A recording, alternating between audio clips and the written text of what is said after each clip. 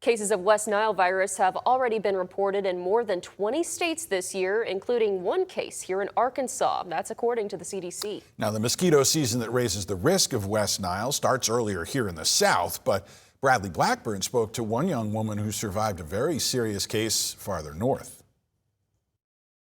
Alex Inglaterra is a competitive rock climber who grew up in Colorado. But last year, when she was just 17, her health suddenly tumbled. Symptoms just kept getting worse. I was getting really bad headaches. I got a rash, dizziness, nauseousness. For days, doctors dismissed her symptoms until her fever jumped to more than 105. Then the ER knew it was serious. They didn't know what it was, so we did a spinal tap and they diagnosed me with meningitis. And I stayed in the hospital for about three and a half days. Tests confirmed her meningitis was caused by West Nile virus, likely from a single mosquito bite.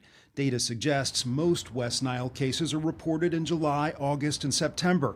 But the high-risk season may now be arriving earlier and lasting longer. This is being driven by climate change, so we're having longer summers, they're arriving earlier, and that correlates then with longer, earlier mosquito seasons. CBS News medical correspondent Dr. Celine Gounder says while it's rare, West Nile can cause severe neurological problems, sometimes with lasting effects. It's critical to protect yourself. Using insect repellent with DEET or Picaridin is highly effective in warding off mosquitoes. And then avoiding peak mosquito hours, so dawn and dusk. But we also need other things like mosquito control workers. You are lucky to be alive.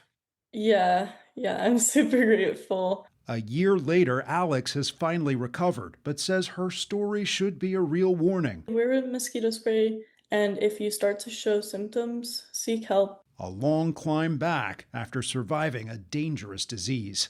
Bradley Blackburn, CBS News, New York.